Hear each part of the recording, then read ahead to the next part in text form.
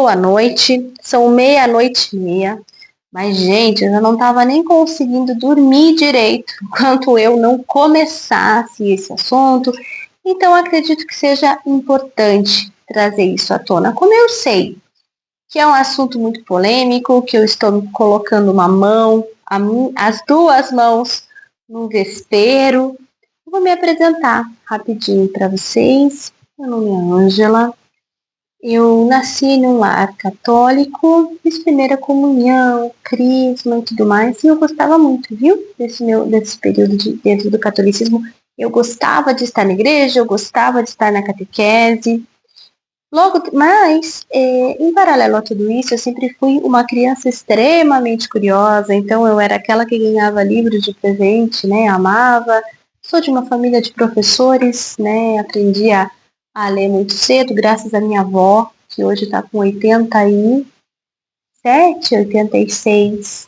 Já era professora, se formou em pedagogia, depois fez pós na área de psicologia infantil, fui uma das fundadoras das APAES no interior do Paraná, ou seja, eu vim de uma família de professores, meu avô professor e músico, minha mãe professora, meu pai, né, comerciante, traz essa minha veia mais comercial também. E por que eu estou dizendo isso para vocês? Porque dentro dessa criança muito curiosa, que começou a ler muito cedo, eu tive acesso, né, graças a Deus e a minha família, a livros desde sempre, a estudos desde sempre, e desde sempre o misticismo e o esoterismo chamavam muito a minha atenção. Não por essa questão toda de mistério que todo mundo coloca, talvez num ponto sim, mas principalmente porque eu tinha perguntas, muitas perguntas, que a religião não conseguia me esclarecer. Uma dessas perguntas é o que, olha, hoje eu tenho quase 40 anos. Eu levei, da primeira vez que eu questionei isso até agora, 30 anos para ter esse pensamento estruturado, né, na minha mente, embora seja um assunto que eu comecei a estudar profundamente a partir de 2017. Bom, por ser uma criança muito curiosa, muito apaixonada por história, por filosofia, como eu sou até hoje, né, uma alma velha, eu acabei conhecendo a Ordem Rosa Cruz, que era perto do colégio onde eu estudava, fui fazer um trabalho sobre Egito, e lá era uma referência. Estive muito próximo ali ainda na adolescência. Na vida adulta me iniciei na Ordem, a qual eu fiquei 19 anos. Entre esse tempo, né, da Ordem Rosa Cruz e o tempo de agora, com os meus 17 para 18, um pouquinho antes de entrar na Rosa Cruz, eu me converti, entre aspas, que essa palavra é ridícula porque eu já era cristã, né, já era católica, eu era cristã, acreditava em Jesus, mas enfim. Eu me converti à igreja evangélica e também não foi um período ruim, foi um período que eu aprendi muito, mas questionei mais ainda, né, foi um momento mais conturbado da minha vida. Fiquei um tempo ali e aí foi quando eu me iniciei definitivamente na ordem por tantas inúmeras decepções que a gente tem dentro da igreja. Estive sempre muito próximo dos pastores. Eu não vou citar nomes aqui, mas vou citar a denominação Bola de Neve. Aí vocês já vão perceber, né? Foi onde eu fiquei a maior parte do tempo. Uma igreja que eu acredito que nasceu do coração de Deus, mas muitas coisas foram acontecendo aí no decorrer do caminho. Bom, gente, então assim, nesse processo dentro da Ordem Rosa Cruz, eu tive muito acesso a estudos de filosofia, história, enfim, de forma ainda mais profunda do que eu já fazia sozinha, certo? E quando eu saí da igreja evangélica e mergulhei de cabeça nos estudos rosacrucianos e outros tantos, né, da área da espiritualidade, mas não vou ficar aqui falando de mim eternamente, não é o foco, eu saí muito chateada com muitas coisas, e aí viver, sabe, o evangelho que eu achava que era amor sendo deturpado tantas vezes. E aí eu comecei a estudar a Bíblia, eu li a Bíblia inteirinha 3 vezes. Uma vez não entendi nada, a segunda eu fui fazendo anotações e a terceira eu já sabia o que eu estava procurando. Eu li a Bíblia inteira 3 vezes com o único intuito, nas 2 primeiras vezes foi esse intuito, de desmentir Deus, de provar que Deus não existia, que Deus era uma fraude e que nós éramos tudo uns tontos aqui acreditando em um Deus supremo, né? Então, isso foi uma das coisas. Só que nesse processo, eu descobri muitas contradições na Bíblia, só que eu não consegui provar que Deus existe ao contrário. Eu só consegui entender ainda mais Deus. Por quê? Porque eu cheguei no Novo Testamento, nesse processo todo, vamos lembrar, né, que eu tinha uma base cristã, mas eu cheguei no Novo Testamento e aí eu também queria provar que, será que Jesus era mesmo? Era só um personagem histórico? Bom, mesmo que a gente fosse olhar apenas para o relato histórico, mitológico, enfim, religioso de Jesus, mesmo que a gente fosse pegar só o que está escrito aqui a respeito de Jesus, e eles falar, mas ele era um grande mestre, ainda assim, não, ninguém vai conseguir dizer que Jesus não era um grande mestre, no mínimo, para dizer um mínimo. Eu, Ângela, acredito em Jesus como Filho de Deus, acredito que é o Verbo que se fez carne, acredito que ele veio sim, né, de uma dimensão superior para viver a experiência terrena e humana, para que possamos hoje estar inclusive falando sobre isso em liberdade. Acredito nesse Jesus. Então, mesmo que eu olhe para esse Jesus, né? A gente vai encontrar relatos de Jesus, se você falar, quiser olhar só para a questão do mestre, né? Já disse como eu vejo, mas só na questão histórica de Jesus o mestre, você vai encontrar Jesus em tantos lugares do mundo, né? Interessante. Ele é o mestre Issa para o Oriente, para os hindus, ele é o mestre Issa para os árabes. Interessante. Os ensinamentos dele acabaram se espalhando pelo mundo inteiro, mesmo com outro nome. Eu vou te falar que eu acho que Deus, Jesus, pouco se importa com a maneira como ele é chamado. Bom, mas enfim, só que nesse processo de estudar o Jesus histórico, eu acabei de dizer como eu vejo, eu o conheci. Mas não só de ouvir falar, mas de viver, de experienciar. Eu vou dizer para vocês que vai ter outros vídeos aqui e eu tô pouco me importando se eu vou parecer maluco ou não, porque eu vou trazer base para isso, mas vai ter outros vídeos. Eu não estou dizendo, nossa, vai ser mais uma cristania, nada, não, muito pelo contrário. Vou trazer aqui informações sobre grandes experiências que eu tenho tido nos últimos anos com Jesus, ou Issa, como você quiser chamar, com anjos, né? Com seres ascensionados. Isso vai quebrar muitos paradigmas aqui, viu? Muitos paradigmas. Quero deixar frisado a questão da maneira como eu vejo Jesus, porque eu já sei que, assim, o que eu vou trazer aqui é é considerado heresia, tanto para o católico quanto para o evangélico, com toda a certeza do mundo. Embora eu vou te dizer que eu tenho alguns amigos padres, e também o meu marido, ele é ex-seminarista. Vou dizer que muitos padres concordam com o que eu vou dizer aqui, quase tudo, viu? Que, infelizmente, o povo tá, a igreja, o povo, enfim. Eu tenho um carinho grande pelo Papa Francisco, mas não sei se o povo tá pronto. Talvez até esteja, estão subestimando as pessoas, né? Não vou fazer isso aqui agora, mas quero dizer que sim, esse conhecimento ele permeia muita coisa dentro da própria igreja. Por que isso não vem à tona? Eu não sei. Definitivamente eu não sei. Mas o meu papel é falar. Porque, gente do céu, isso tem me atormentado de um jeito que, no bom sentido, falei, não, vai, vamos. Um grupo de amigos, eu falo, oi, gente, me ajuda aí que eu vou pôr a mão no vespeiro, né? Bom, enfim, então quando a gente olha para esse Jesus, né, que eu posso dizer que eu experimentei, não só de ouvir falar, a gente percebe, foi nesse processo que eu percebi que tudo que Jesus ensinava, as coisas que Jesus ensinava, eram completamente contrárias ao Antigo Testamento. Eu já tinha um raciocínio pronto em cima disso, eu falei, mas peraí, que contradição é essa? Né? Por quê? Porque, vamos lá, é muito contraditório, porque se você for olhar para o Antigo Testamento sob a ótica de Jesus, e a gente, enquanto cristão, fala que a Bíblia é o manual de instrução do cristianismo. Só que a metade dela fala absurdos e atrocidades que depois precisou vir Jesus que o cristão acredita ser o Filho de Deus e diz que tudo aquilo lá não serve para nada. Ah, Ângela, não é verdade. Jesus não negou a lei.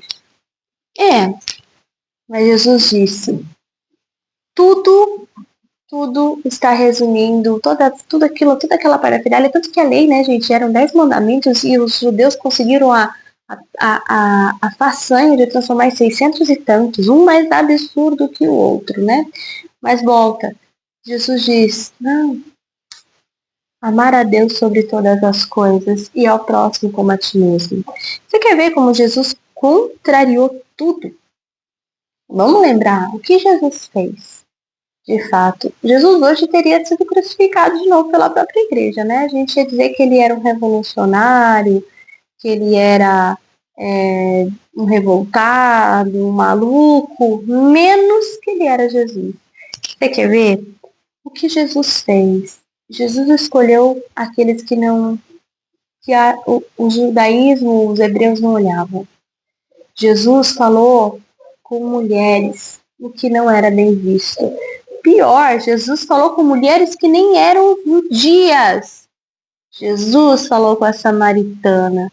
Jesus disse, quando estavam usando a lei para apedrejar a mulher adúltera, Jesus disse, atire a primeira pedra quem não tiver pecado. Eu gosto de imaginar que quando Jesus estava escrevendo na areia, olhando e não se diz o que Jesus estava escrevendo, né? Mas diz assim, que Jesus estava escrevendo na areia e ele estava falando, olha, tira a primeira pedra quem não tiver pecado. Eu gosto de pensar que Jesus estava escrevendo o pecado daqueles homens.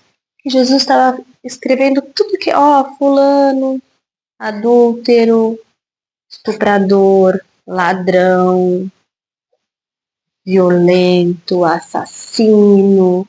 Eu tenho certeza que Jesus estava escrevendo os pecados daquelas pessoas na areia, na terra. E aí ele falou, bom, então tá, agora vai lá, tira a primeira pedra. Se você não tem nenhum pecado, siga.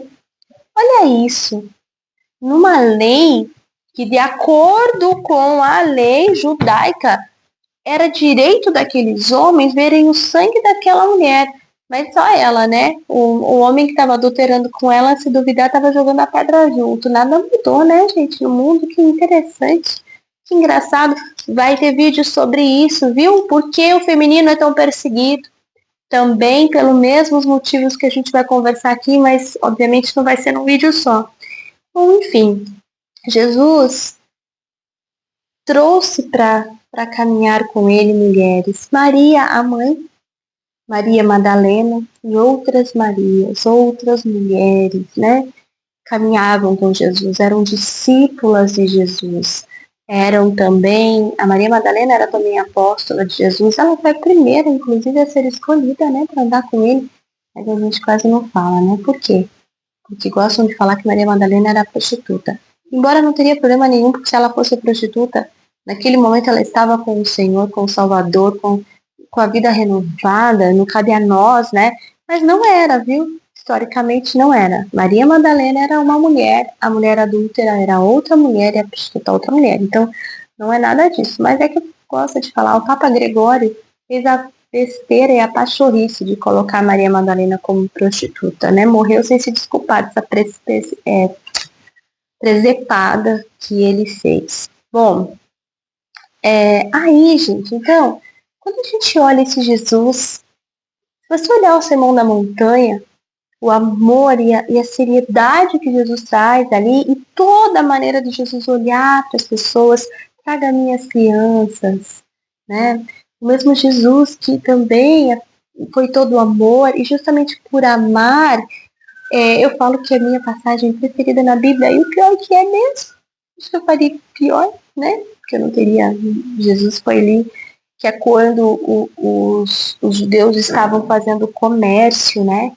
No templo, Jesus vem e arregaça com o chicote, ele vai enrolar. Primeiro ele faz o próprio chicote para isso, olha que legal. Ele faz o chicote, depois ele arregaça com tudo, ele acaba com tudo, ele destrói tudo, quebra tudo e fala que não é lugar de comércio. Você já imaginou se Jesus viesse hoje? O que ia ser dessas igrejas protestantes, né, gente? O que ia ser dessas igrejas protestantes? Iam crucificar Jesus. Pode apostar. Provavelmente o catolicismo também.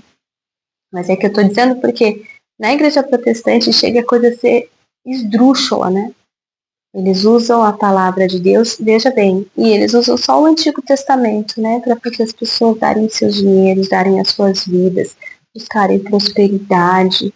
Jesus não disse isso, Jesus disse, busca o reino dos céus. Busca o espiritual, busca o que é divino, busque aquilo que faz o seu coração vibrar, busque a expansão da sua alma, busque a sua consciência ampliada e todo o resto lhe será acrescentado. E o que a gente vê nas igrejas, quanto mais você dá, mais você ganha. Só que isso não é verdade. As pessoas não buscam as igrejas para buscar a espiritualidade, a expansão de consciência, o crescimento. Não, as pessoas têm buscado a igreja para ficarem ricas.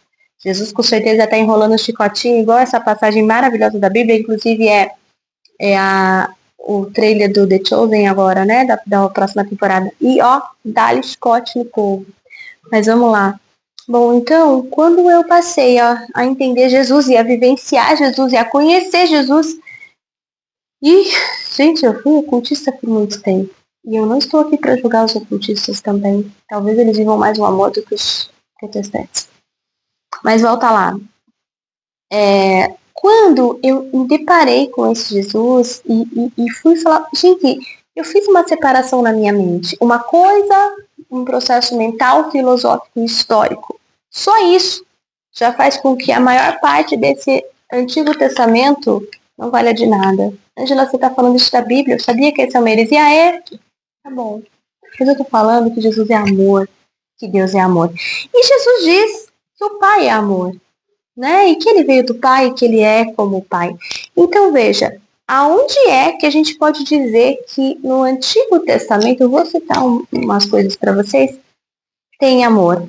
Gente, não dá para dizer. Não tem. Não cabe. Vocês querem ver? E se o Pai é amor,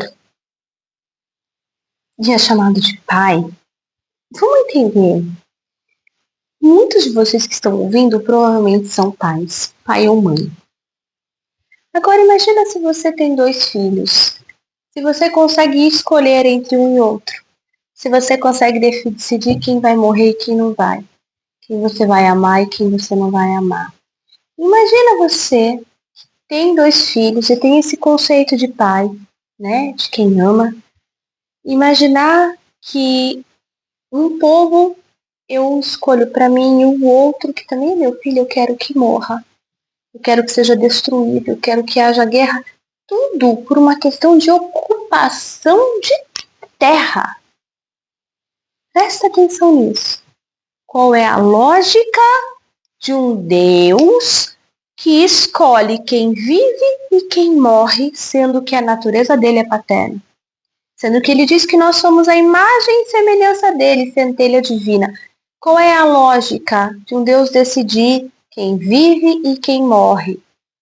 E dizer, esse povo eu amo, esse povo não. Ué, mas eu não sou o pai? Eu não sou aquele que criou todas as coisas? Ô, gente, não tem lógica. Certo? Não tem lógica nenhuma.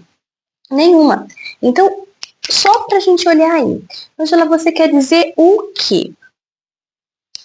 Eu quero dizer que, primeiro falando do Antigo Testamento, que claramente para mim, desde 2017, existem 2 vozes aqui. 2 vozes. Existem momentos em que você percebe que é a voz divina, inspirada por Deus, o verdadeiro, o Criador, o Pai. E existe uma voz completamente maléfica, manipuladora, que se chama de Deus, e na maioria das vezes ele está falando assim, que ele é o Deus dos exércitos, que ele é o Deus todo-poderoso, que ele é... E de repente, quando você percebe a voz do Pai, ele não precisa disso, ele não precisa se provar, porque ele simplesmente é. E ele fala de Deus, ele fala de Pai. Agora, Quando você lê ali, você vai ver Deus dos Exércitos, Senhor Todo-Poderoso, pirá, uma necessidade de afirmação que não cabe para um ser divino que criou todas as coisas. Mas aí você vai perceber que normalmente essa narrativa vai falar de ódio, de dor, de sofrimento. Então, sim, existe uma narrativa aqui.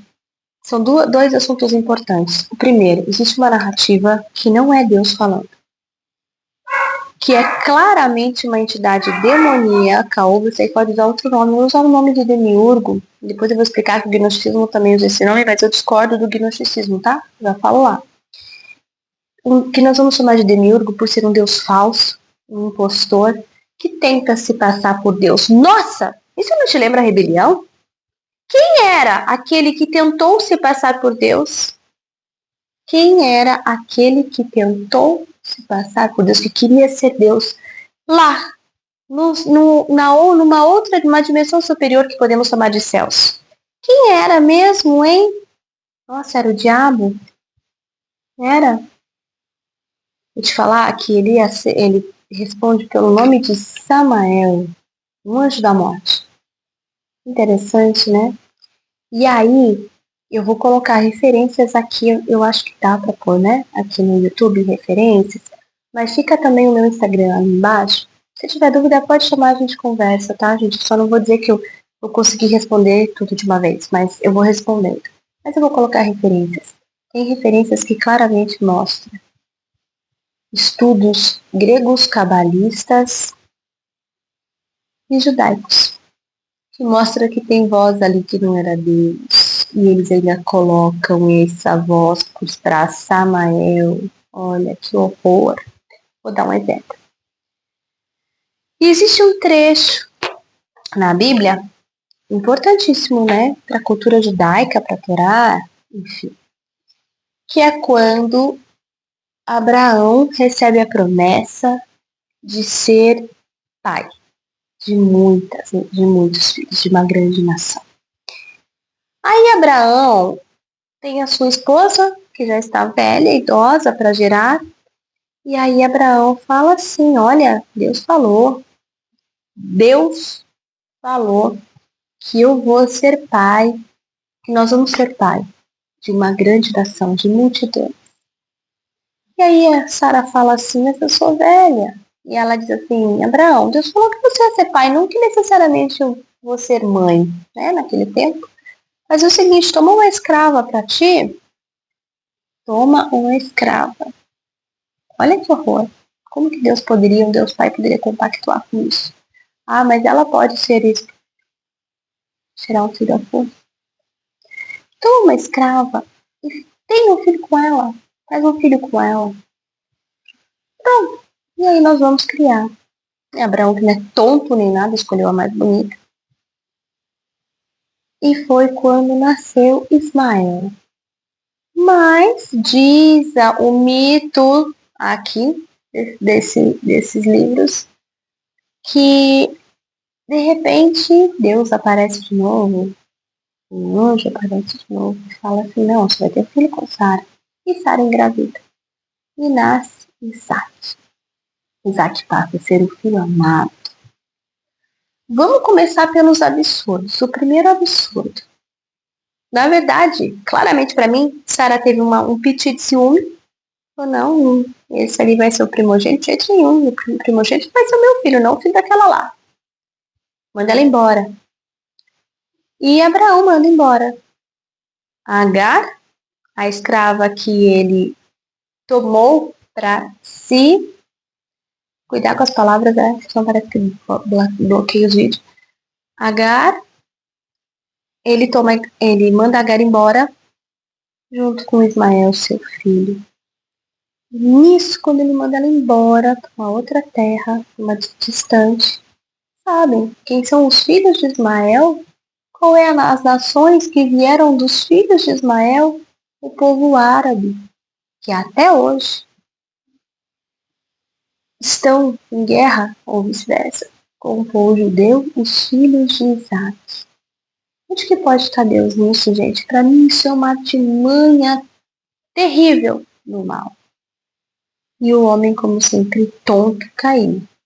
Aí existem estudos que eu falei que eu vou deixar ali para vocês, as fontes, tá?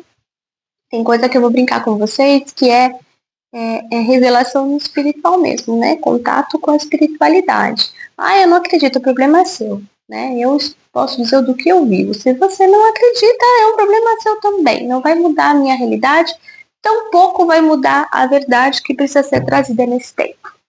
Mas é um problema todo seu. E eu me sinto responsável em dizer as coisas que tenho vivido, tenho experimentado, porque acredito de fato que nesse tempo tem coisas que vão fazer a diferença, tá? Então o problema é seu, você não acredita. Mas voltando aqui. Existe, então, vou deixar as fontes aqui, existe inclusive dentro da Kabbalah, que na verdade, quem apareceu para Abraão e mandou matar o seu filho Isaac, porque a Bíblia diz que Deus mandou um anjo falar com Abraão e mandou ele matar Isaac. Para ver onde estava o coração de Deus. Ai, que Deus sarcástico, absurdo! Aí chega na hora, não precisa matar seu filho. Não, eu tava brincando com você, só queria ver se você obedecia. Ô, gente, você que é pai e mãe aí, isso cabe? Isso cabe para um Deus de amor? Não cabe. Mas tem algumas vertentes que dizem que foi um anjo que apareceu para Abraão, mandando matar Isaac, mas Abraão tonto, porque, bom, quem faz o que fez, é óbvio que ele não tinha discernimento espiritual nenhum para saber que não estava falando com um anjo. Com um anjo do bem, né? Não deixa de ser um anjo, ele é um anjo. E esse anjo, e essas fontes, esses estudos chamam esse anjo de Samael. Esse anjo fala para ele, mate seu filho. E aí, Deus, um anjo de Deus de fato, chega e fala, não é para matar seu filho, tá doido? O que você tá fazendo, seu maluco? Já não basta a presepada que você fez. Bom, começa aí, que aí já começou uma guerra que persiste até hoje. Judeus e árabes, árabes e judeus, judeus contra árabes, árabes contra judeus. Olha o estrago que um falso deus, um demiurgo, causou lá atrás. Tá? Isso que eu tô só falando de Bíblia, gente. Vai ter outros vídeos falando desse demiurgo nas civilizações antigas, inclusive como foi agindo e tudo que, como nós chegamos aqui. Vamos falar de Atlantis, Lemúria e tudo mais. Enfim, mas aqui. Até aqui. Consegue perceber o tamanho do estrago e que obviamente não seria um Deus de amor? Não tem como ter sido. Não faz sentido algum. Não, se eu pegar essa narrativa aqui e comparar com a narrativa de Jesus, gente, se você fala que você é cristão, logo você tem que olhar para Cristo. Isso aqui não encaixa, não tem como ser, não dá, não cabe, não faz sentido algum. Bom, então, quer ver como é importante a gente ter conhecimento? Então, assim, eu poderia ficar aqui citando, né? Muitas partes da Bíblia. Não vai dar tempo, a ideia é fazer só uma introdução, mas esse assunto vai continuar. Ok, aí agora vamos lá, mais uma vez falando sobre o porquê tem que ser questionado a Bíblia. Não Jesus. Jesus não. E sim esse demiurgo, né, que agiu assim. Ah, Angela, mas antes disso, vamos lá. Mas escute, quem fala de demiurgo são os gnósticos. E os gnósticos, eles falam que o demiurgo criou o mundo. Esse mundo material que a gente vive. Ele fala que ele criou. Não é isso que você acredita? Não. Não. Para mim, aí foi implantado um erro dentro do gnosticismo que começou bem. O gnosticismo, para mim, claramente dentro dos meus estudos, nada mais é do que o cristianismo primitivo. Porque, olha, o que o gnosticismo falava? Que todos os seres humanos são centelhas divinas. Sempre foi essa a posição dos gnósticos. E eles foram os primeiros cristãos. Para mim, claramente, o gnosticismo também foi deturpado de propósito como o cristianismo depois. E eles eram cristãos, né? Depois eles vieram com isso de que era um demiurgo que criou o mundo material, o que não faz sentido algum. Não faz sentido porque eu acredito no que Jesus disse. faz sentido para mim, e vai ter outras coisas que eu vou trazer sobre a criação da terra, sobre a terra, esse ventre materno, a restauração da terra, a nova terra e novos céus. Interessante que fazem de tudo para a gente acreditar que tudo acaba, destrói, né? Que aí eles usam a nossa própria mente a favor deles, nossa própria fé a favor deles, nossa própria energia vital a favor deles, certo? Aquilo tudo que você pensa e você foca acontece. Se existe uma força em você, centelha divina, imagem e semelhança de Deus, eles usam isso a favor deles, né? E você tá aí consumindo um monte de merda. Ai, mas isso é o que Apocalipse falou. Vamos questionar algumas coisas. Certo? E aí, você tá torcendo para qual time mesmo, criatura? De que lado você está? Você é a pessoa que fica postando a merda que os outros fazem o dia todo? Você fica postando gente morrendo, doença que tá vindo? Qual é a tua parte? Em que parte você tá sendo resistência? Em que parte você tá falando que o amor é a medicina que cura todos os males e que através do amor a gente pode transformar? Mas é que você aprendeu a repetir igual gado. Eu repito, eu preciso repetir o que alguém me fala. Ai, não é religião, então é a seita X. Então é alguém que disse que viveu essa agenda. É a pessoa que dava Ctrl+C, Ctrl+V. Ah, mas está acertando tudo. Então faz uma pesquisa e veja quantas pessoas falam as mesmas coisas muito antes. E se estiver acertando, você já parou para pensar do porquê tá tão atualizado? Sabe, eu não queria entrar nesse assunto de verdade, eu não queria. Mas é que é revoltante. A gente vê pessoas que estão falam que são cristãos e Jesus é amor e acha de verdade que tá colaborando para os planos do inferno, se essa for a palavra adequada. Os planos da destruição. Ai, Ângela, para de ser tonta. Está acontecendo. Está. E você está fazendo o quê? Você está falando, deixa. Vão soltar uma bomba no meu bairro. Cabe a mim auxiliar os meus vizinhos para que isso não aconteça. Mas eu falo, mas já saiu lá no jornal que isso ia acontecer. Vou ficar aqui esperando. Ou vai vir uma nave extraterrestre e vai me tirar daqui, ou se eu tiver que morrer, eu morro. Que espaço você está deixando para os seus filhos? Na pior das hipóteses, se estivermos errados aquilo que eu estou dizendo sobre essa questão de fim de mundo, na pior das hipóteses, na pior delas, você emanou amor. Você falou da luz. Você deixou um legado de luz. Se é que você acha que você vai embora antes dessas pessoas, você deixou luz para aquele que Deus ama. Porque se Ele é Pai, Ele ama todos. Não só você, meu filho. Presta atenção nisso aí, vai. Volta aqui. Então, o gnosticismo fala do demiurgo, mas ele fala que o demiurgo é um deus que ele acredita, inclusive, que possa ser Samael, que criou o mundo material. Que então, depois da rebelião, ele foi expulso para cá e ele inventou isso aqui. Discordo completamente, vou trazer muitas e muitas bases para isso, né? Mas a gente fala sobre essa questão do demiurgo, como Jan. Nós vamos encontrar muitas coisas. E eu queria entrar aqui para vocês entenderem alguma coisa interessante dos gnósticos, tá? Eles consideram os evangelhos apócrifos nos seus estudos. E nós deveríamos também considerar os evangelhos apócrifos nossos. Não, mas agora você está exagerando. Senhor, olha quanta heresia! Você está vendo o que você está falando? É muita heresia. Você sabe que os evangelhos apócrifos não foram aceitos na Bíblia. Não estão aqui, ó. Não podem. Ô, pessoa, você sabe como foi reunido isso aqui? Como é que reuniram para fazer isso aqui? Você sabe? Então eu vou te contar.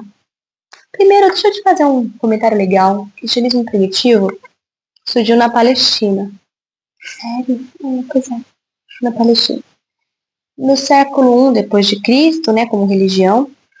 Mas, obviamente, que veio dos apóstolos que ainda sobreviveram, foram ensinando, pregando, falando para os seus filhos, enfim. E falava sobre compaixão, amor, redenção. Na verdade, né, o evangelho.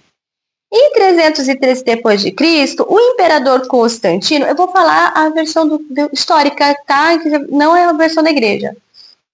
O imperador Constantino percebeu que estava perdendo terreno, que os cristãos estavam crescendo, estavam avançando. Essa história de amar o outro estava dando certo, né? Essa história das pessoas se amarem, se respeitarem, viverem juntos em comunidade, compartilhando e dividindo, estava dando certo. Isso estava fazendo o império ser ameaçado. Então Constantino se converteu ao cristianismo e resolve que agora o cristianismo vai ser a religião oficial de Roma. Em 325, 8 anos depois, esse mesmo Constantino convocou o concílio que nós chamamos de Nicéia. O concílio é um grupo, uma reunião para decidir as coisas, né, da religião. Engraçado que esses bispos, muitos, recém-convertidos, um escambau, né, gente? E eles foram obrigados a virar cristãos, mas eram todos eles bispos ou sacerdotes, eram na verdade sacerdotes dos deuses pagãos de Roma. E nem estou criticando o fato de ter deus pagão em Roma. Eu estou dizendo que eles não sabiam absolutamente nada sobre o cristianismo para poder falar que iam falar sobre um livro ou sobre os dogmas ou sobre... Não eram cristãos. Então a gente tem que ser acorda para a vida. Bom, só que essa reunião do Concílio de Nicéia foi para se criar, para se estabelecer quais seriam as regras da igreja, né? Como que a gente vai fazer? O que vai ser certo, o que vai ser errado? Vamos fazer nosso livrinho de lei aqui? Como é que vai funcionar isso, né? Após isso vieram outros concílios, sendo um muito importante, que foi o de Roma em 382, que eles sim estabeleceram quais eram os livros que seriam incluídos na Bíblia. O que vai estar na Bíblia e não. O que é que vai compor o nosso livro oficial do cristianismo ou não. Vou fazer um parênteses, eu sei que a gente pede assim, mas o importante está aqui, ó. Deus trouxe a mensagem, começo, meio e fim, fala do amor e redenção. O que fala de amor e redenção é o Novo Testamento, é o Evangelho, ainda que está faltando muita coisa, porque a gente já fala de apócrifo, os apócrifos escritos que eram contra essa igreja foi deixado de lado, o que foram escritos por mulheres foi deixado de lado, o que falava de um amor incondicional foi deixado de lado, o que tinha muito detalhe foi deixado de lado, mas tudo bem, através do Novo Testamento a gente consegue entender quem é Jesus. Então, muita gente sabe quem é Jesus e vive uma experiência com Jesus através do Novo Testamento. Mas então, peraí, por que está lá cheio de guerra, dor e sofrimento? Porque, na verdade, aquilo foi colocado por um povo, duas coisas. Primeiro, havia a voz de um demiurgo ali, certo? Outra coisa importante que não pode ser descartada. O Antigo Testamento é completamente político. É a narrativa de um povo que se dizia escolhido. Gente, é tão fácil. Se eu falar para vocês, não é meu caso, com ter essa influência, nem quero ter, mas vamos lá. Pega um líder qualquer aí, não vou citar nome. Aí ele fala, Deus me falou. Deus disse que a gente tem que fazer isso, isso e isso. Você vai questionar? A maioria não vai, porque a maioria gosta de ser mandado. Quando se fala que foi Deus quem disse, que foi Deus quem mandou matar um povo inteiro, que foi Deus quem mandou exterminar, que foi Deus quem mandou você tomar escravo, que foi Deus quem mandou, que Deus disse que vocês seriam grandes e o resto que se dane. Quando se coloca a narrativa de que Deus está mandando fazer, não se questiona. Porque alguém, entre aspas, escolhido por Deus, está dizendo que Deus falou com ele, Deus não falou comigo, Deus fala com ele, nossa, como ele é maravilhoso. Daí você já não questiona. Qualquer que seja a atrocidade, foi Deus quem falou. Então, presta atenção. Existe no Antigo Testamento um demiurgo falando. E existe uma versão política relatada de um único povo. Ele é completamente tendencioso. Bom, assim como foi para se fazer aqui. Ah, mas falava do judeu. Por que eles deixaram isso? Se eles nem gostavam dos judeus. Talvez eles acharam que ia ser interessante, né? Poder guardar aqui que Deus manda matar, que Deus escolhe, que Deus aceita as guerras. Vai ver os cruzados, por exemplo, né? Foi usado isso aí também. Tá? Bom, aí para escolher esses livros, importante a gente saber, foi levado em consideração, assim, o autor tinha que ter sido apóstolo ou ter convivido com o apóstolo, mas mulher não valia. Maria Madalena, que foi a primeira apóstola de Jesus, não valia, ela não podia. O que ela escreveu, não, porque ela era mulher. Então, isso é só para homem, tá? Para mulher não vale, não. Então, essa regra é aquilo que a gente quer que ela seja só. Se o livro é aceito pelo corpo de Cristo como um todo, que corpo? Os bispos? Ou o povo que vivia Jesus, os primeiros cristãos, a igreja primitiva, o amor? Não, era aqueles ali. Se o conteúdo tem consistência doutrinária, ou seja, eu consigo por dentro daquelas regras lá do Concílio de Nicéia, então o que tiver aqui, vai ter que caber nas regras do Concílio de Nicéia, que foi quando a gente determinou a visão, missão e valores da igreja, certo? Aquilo que a igreja queria que deveria ser. Então, se cabe, a gente escolhe. Não, mas se não cabe, se contradiz aquilo, a gente não escolhe. Então, é importante. Então, aí a gente vai ver, gente. Depois disso veio o que? Veio a Reforma Protestante, uma grande baderna. Bom, o que mais que a gente vai ver aqui? Olha que interessante, né? Vamos quebrar mais um paradigma, gente. Agora vai ser cancelado. Fala-se que tem a linhagem de Jesus, né? Diz que era importante a linhagem de Jesus vir dos judeus. Só que é engraçado que a linhagem de Jesus vem de José, né? E não de Maria. Mas José não era. Mas Maria não era virgem? Onde tinha a genética de Jesus ali? Tá? Mas isso é outra coisa. Isso não diminui Maria, não. Muito pelo contrário. Não diminui, muito pelo contrário. Não estou aqui para diminuir Maria. Sou fãzaça. Que mulher incrível para ter sido escolhida para trazer um homem maravilhoso como Jesus, o Filho de Deus. Ah, gente, não tem nem o que dizer, né? Então eu não estou questionando Maria, não. Enfim, importante. Dentro dos apócrifos, pra você ter ideia, tem um apócrifo de Maria Madalena que conta que Maria Madalena teve um sonho, uma visão de ir conversar com Jesus. E Pedro e André ficaram revoltados, porque Jesus deu razão para ela. Imagina como é que essa mulher está tendo acesso espiritual que eu não estou tendo. Como que pode? Isso não é possível. Não podia ser aceito. Então, sugiro aí para vocês. Vai ter sobre apócrifo, mas dá uma olhada lá. Importante para finalizar. Muita coisa aqui, mas eu preciso de mais umas 10 horas nesses assuntos. Mas isso é só uma introdução para fazer você pensar. Não diminui Jesus, ao contrário, para mim ele é o Filho de Deus. Aquele que morreu e ressuscitou, sim. Aquele que veio para construir um novo padrão de amor. Que infelizmente a gente tem virado as costas. Vamos trazer aqui também a história da rebelião, anjos caídos. Tem anjos entre nós ou não tem? Eu já sou que tem experiência com anjos, muitas. Então eles existem? Sim. Eu não acredito que ele nasceu de novo. A espiritualidade é real. O mundo espiritual é real. Nós estamos sendo manipulados o tempo todo. Resumo, por que é que a Bíblia foi adulterada? Por que tem uma voz de demiurgo ali? Por que foi construída desse jeito? Para afastar o homem do amor. Porque quando eu leio o Antigo Testamento e vejo as atrocidades que foi feita em nome de Deus, eu não quero esse Deus. Eu não quero esse Deus. E eu nego ali o amor. O amor é a medicina que cura todos os males. Amar a Deus e amar ao próximo como a ti mesmo. É isso. Mas eu não consigo olhar para isso porque eu estou aqui com raiva desse Deus que matou, desse Deus que separou, desse Deus que escolheu um povo. Para mim, a genealogia de Jesus teve que vir dos judeus porque era o pior povo que tinha. Um povo que não sabia amar. Então Deus falou, pelo amor de Deus, eu vou ter que, pelo amor de mim, será que assim vocês conseguem ver o amor?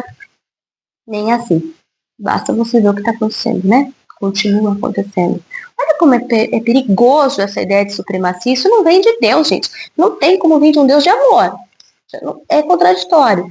Porque quando você diz que você é melhor que o outro, que você é o escolhido, que a sua raça é melhor, pronto. Você justifica matar o outro, porque você é superior. Isso não pode vir de um Deus de amor. E por último, para deixar aqui para vocês pensarem sobre isso, porque o Senhor tem piedade da terra, piedade de todos os assolados dela. E em último, mais que eu mais amo, e toda a natureza espera pela manifestação dos filhos de Deus. Essa semana eu estava estudando com a Rafaela, minha amiga e companheira das Três Marias, o nosso grupo de estudo lá do Hotmart, e nós fomos procurar, as duas nerds da espiritualidade que somos, os textos originais, ou mais originais possíveis, né? Então, não tão originais também, mas as traduções em grego, lá de trás. E esse versículo que diz está em Romanos, que fala assim, toda criatura anseia pela manifestação dos filhos de Deus. Quem são os filhos de Deus? Quem é Deus? Um Deus de amor. O verdadeiro amor. O amor que cura, o amor que transforma e que é capaz de transformar toda essa realidade. Se todos nós passarmos a viver em amor, o amor é a medicina que cura todos os males. O nosso livre-arbítrio faz a gente ser mal, a gente forma má. Mas é tempo. É tempo de saber que é o amor que transforma, que resgata e que restaura. Prometo que vai ter vídeo de continuação, tem muito assunto. Prometo que nós vamos falar sobre os apócrifos, sobre as mulheres com Jesus, as Marias, Maria Madalena, a história da Terra, a história dos anjos caídos, os anjos que ainda estão lá, os anjos que podem estar encarnados entre nós, será? As civilizações que vieram antes de nós e a manifestação do Cristo em toda a Terra, não só para um povo que nunca foi escolhido.